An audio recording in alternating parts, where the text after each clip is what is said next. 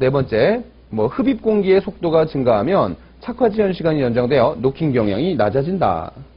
저도 이 내연 기관에 대해서 자세히 모르기 때문에 어떻게 이게 반응을 하고 하는지는 저도 잘 모르겠습니다. 자, 다섯 번째, 흡기 밸브는 흡입되는 혼합기의 와류에 영향을 주며 와류가 심하면 연소 속도가 빨라져 노킹 경향이 감소한다. 여기서 말하는 와류란 소용돌이 현상 혹은 급격한 난류 현상이라고 보시면 될 것 같아요. 여섯 번째, 엔진의 회전수가 증가하면 혼합기의 와류가 증가되어 연소 속도가 증가되기 때문에 연소 시간이 짧아지고 착화 지연 시간이 거의 변화되지 않으므로 노킹 경향이 적어진다라고 되어 있네요. 일곱 번째, 혼합기의 혼합비 문제에 있어서는 이론 혼합비 부분에서 가장 노킹 경향이 일어나기 쉽고 이론 혼합비에서 멀어지면 노킹 경향이 낮아진다. 난류를 증가시켜 화염 속도를 크게 하기 위해 난류 생성 포트 등을 부착한다. 자, 8가지를 써놨지만 8가지 다 외울 필요 없어요. 좀 여러분들이 이해하기 편하거나 외우기 쉬운 걸로다가 한 2-3개만 알고 가세요. 어차피 다 못 적어요. 아시겠죠? 서술형 문제에 너무 시간 쏟을 시간 없어요. 계산 문제에 좀 더 여러분들은 포커스를 맞추셔야 됩니다. 자, 그 밑에 디젤 로크를 방지하는 방법. 또 마찬가지로 디젤은 세탄가라고 하죠, 경유를.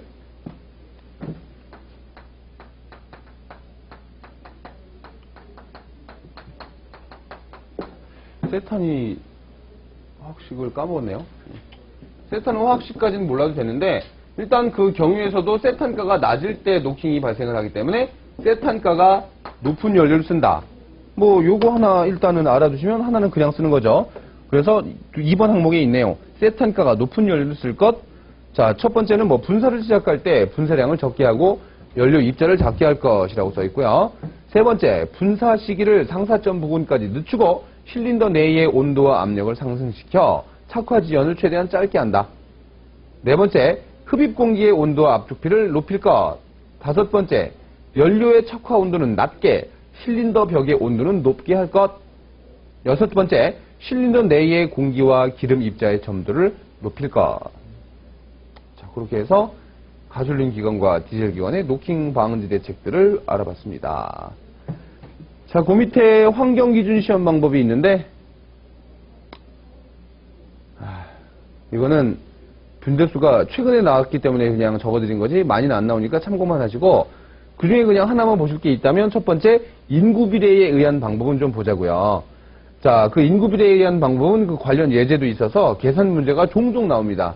출제 빈도수가 얘도 높진 않고요. 만약에 문제가 나온다면 얘는 배점이 5점 정도 될 겁니다. 5점 정도의 예제 문제. 자, 측정하려고 하는 대상 지역의 인구 분포 및 인구 밀도를 고려하여 인구 밀도가 5,000명 per km² 이상일 때는 그림의 도표를 이용하지만 그림이 어디에도 없다. 시험에 나오지 않습니다. 하지만 그 인구 밀도가 5,000명 이하인 경우엔 아래의 공식을 이용한다 라고 해서 그 지역의 가주지 면적이란 그 지역 총 면적에서 전답, 임야, 호수, 하천 등의 면적을 뺀 면적으로부터 다음 식에 의해 측정 점수를 결정한다. 자, 그래서 가주지 면적이란 그래서 사람이 살 수 있는 면적만 포함한다, 해당한다 라고 보시면 됩니다.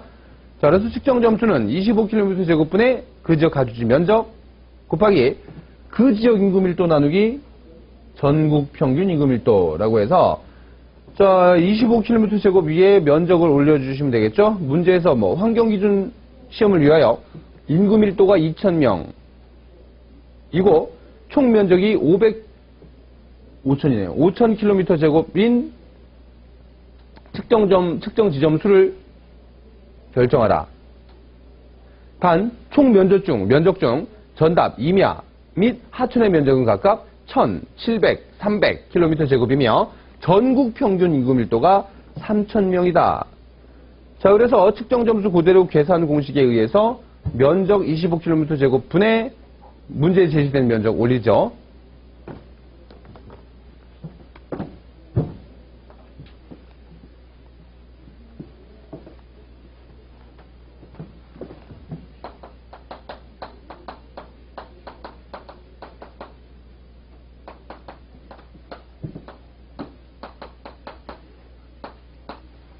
자, 측정점수라는 건 몇 개를 말하는 거기 때문에 단위가 없는 무차원 값이죠.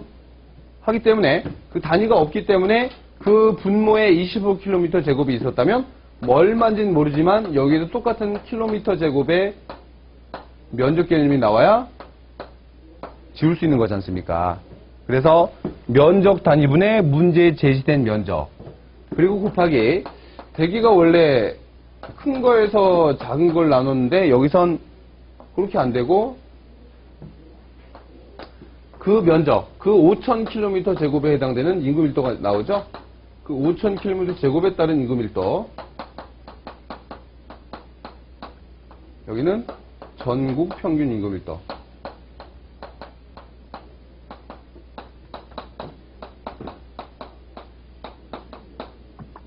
자, 그래서 그렇게 보시면 되는데 그 5,000km 제곱의 면적, 총면적에서 단서에 뭐가 나와요? 전답, 임야, 호수, 하천 등의 면적들이 나와 있죠? 그러면 걔네들은 사람이 살 수 없는 면적에 해당되기 때문에 빼주면 되는 거죠. 자, 문제 절대 어렵지 않습니다. 이런 것들은 그냥 가져가시면 되겠고요. 자, 그 외로 뭐 TM 좌표에 의한 방법, 그리드 시스템. 전국 지도의 TM 좌표에 따라 해당 지역의 1대 25,000 이상의 지도 위에 2에서 3km 간격으로 바둑판 모양의 구획을 만들고 그 구획마다의 측정점을 선정한다. 중심점에 의한 동심원을 이용하는 방법. 측정하려고 하는 대상 지역을 대표할 수 있다고 생각되는 한 지점을 선정하고 그 지도 위에 그 지점을 중심점으로 0.3에서 2km 간격으로 동심원을 그린다. 중심점에서 각 방향 8방향 이상으로 직선을 그어 각각의 동심원과 만나는 점을 측정점으로 한다. 자, 요게 서술형 문제로 나왔던 거라 일단 적어는 드렸는데 빈도수가 높진 않다는 거 참고만 하십시오. 못 적습니다. 이런 것들은 못 외워요. 자, 그 밑에 미터당 COH 이런 걸 봐야죠. 얘는 별표. 얘는 맞춥시다. 나오면. 자, 뭐 빛 전달률을 이용한 가시거리 관련된 문제가 요거였었죠.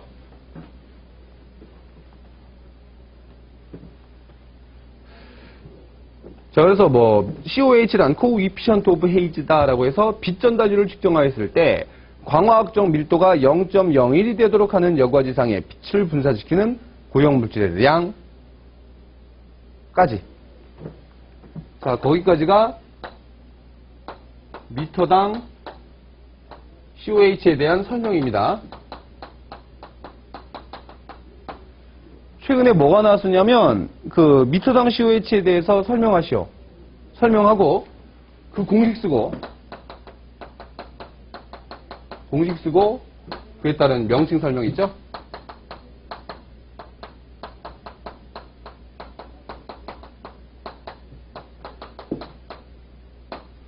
명칭 설명하시오까지가 시험 문제로 나왔었어요. 그래서 일단 여기서 지금 설명이 지금 읽었던 데까지 빛 전달률을 측정함으로써 광화학적 밀도가 0.01이 되도록 하는 여과지상의 빛을 분산시키는 고형물질의 양까지만 적으시면 됩니다. 자, 그로써 뭐 COH는 깨끗한 여과지의 분진을 모은 다음 빛 전달률을 측정함으로써 결정되며 공기주 1000피트 또는 1000m당의 COH 단위로 표시한다. COH 값이 0.01이면 0이면 대기는 깨끗한 것이 되며 빛 전달률이 0.977이면 COH 값은 1, 빛 전달률이 0.794이면 COH 값은 10이 되므로 COH 값이 크다는 것은 빛의 투과가 감소하였다는 것으로서 대기는 오염된 것이 된다. COH의 단위는 여과지에 포집된 먼지의 양에 따라 결정되므로 실용적이진 못하다. 자, 그래서 그 밑에 써있죠. 미터당 COH 단위, 그 공식. 그래서 뭐 미터당 COH는 로그 t분의 1에다가 나누기 0.01 그리고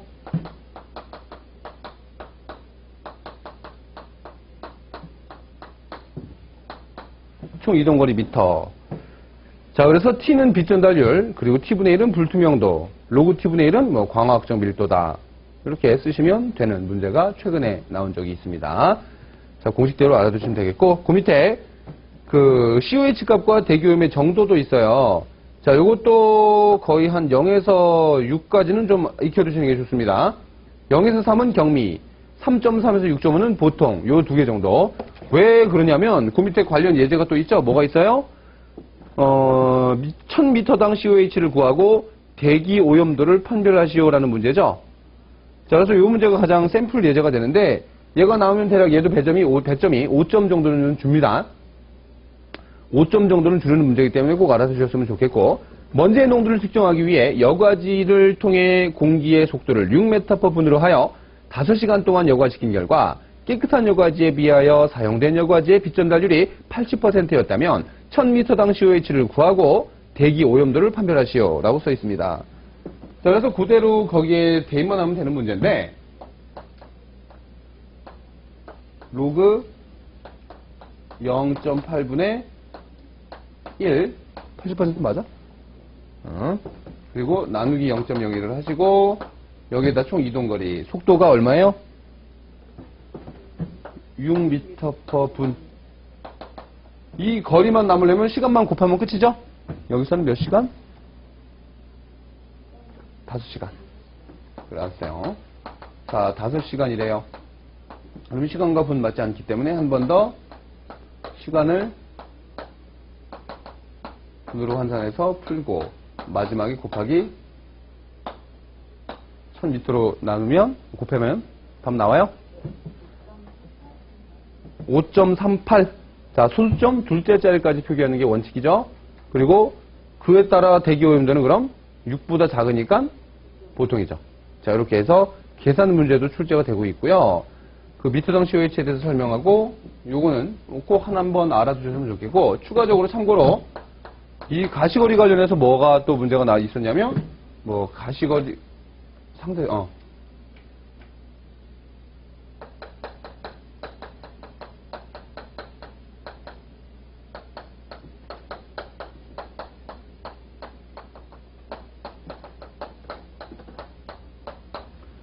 상대 습도 70%일 때 가시거리도 있었죠. 자, 그래서 L 킬로미터는 1000A 나누기 먼 G였었죠. 먼 G. 그래서 이 A 값은 상수값,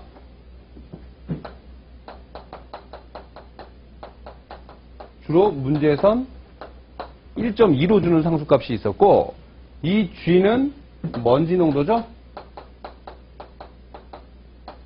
그래서 단위만 잘 보시면 돼요.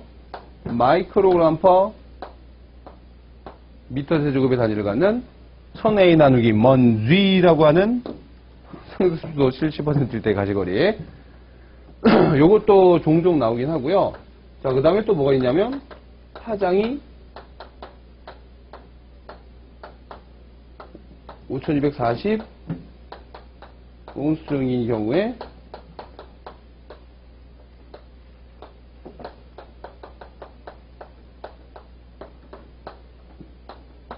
가시거리 미터도 있었죠. 요거는 빈도수가 좀 떨어지긴 합니다. 요 상대 습도 70%일 때의 가시거리와 요 파장이 5240 온스트링인 경우의 가시거리도 예전에 좀 나왔었는데 요즘엔 잘 안 나와요. 그래서 저희 교재는 제가 수록을 안 했는데, 참고로 그래도 알아두시면, L 미터는 5.2로 알게 김씨, 요런 공식이 있었어요. 제가 나름 열심히 연구해서 만들어 놓은 공식인데, 5.2로 알게 김씨라고 해서, 얘는 다시 공식을 해석하면 5.2 곱하기 로가 밀도죠. 로. 그리고 R은 반지름입니다. R. 그리고 김씨는 K를 쓰기 때문에 K가 있고 곱하기 C는 그대로. 이렇게 해서 5245옹스트롱이니까 5.2가 들어가잖아요. 이 공식을 쉽게 외우는 방법은 그 말이 꼭 나와야 돼. 문제에서 단 파장이 5245옹스트롱임 이렇게 나오거나, 아니면 단 상대 습도 70% 기준임, 이 말이 무조건 나온단 말이야. 문제에서요. 하기 때문에 외우는데 이 공식 띵, 이 공식 띵 나오는 데는 전혀 문제는 없어요. 그런데 과연 여러분들이 어떻게 외우느냐가 문제인 건데 반드시 그래서 그 조건들, 이 키워드의 조건들을 무조건 다 줄 거기 때문에 외우는데 큰 어려움은 없어요. 자, 그래서 5.2 로우는 밀도죠. 로우는 밀도. 그램 퍼 센티미터 세제곱. 그리고 R은 반지름이죠. 반지름인데 여기선 마이크로미터로 줄 거예요. 자, K는 분산 면적비.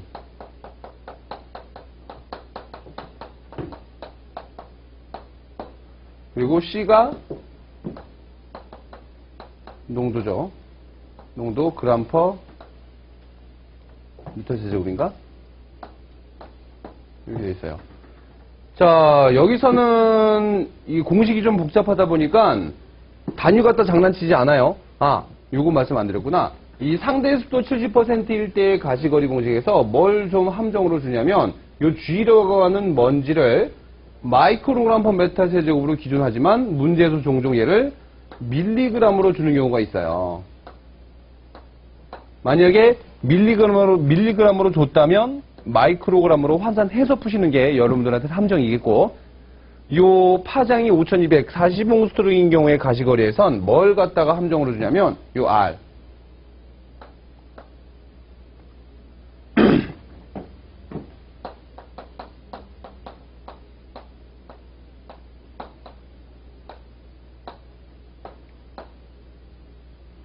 직경이 0.8 마이크로미터다 라고 주면서 얘를 뭐로 고쳐야 돼? 반지름 마이크로미터인 0.4로 고쳐서 푸셔야 되죠. 반지름이니까 요것만 실수 안 하시면 돼요. 나머지 로라는 밀도나 분산 면적비, 뭐 먼지 농도, 얘네들은 단위 갖다 장난 안 칩니다. 그냥 대입만 하면 돼요. 아시겠죠? 대입만 하시면 되고, 뭐만 조심해라? 요 반지름을 문제에선 직경으로 줄 거다. 그것만 조심하시면 될 것 같습니다. 자, 그런 문제들. 잠깐 쉬었다 하겠습니다.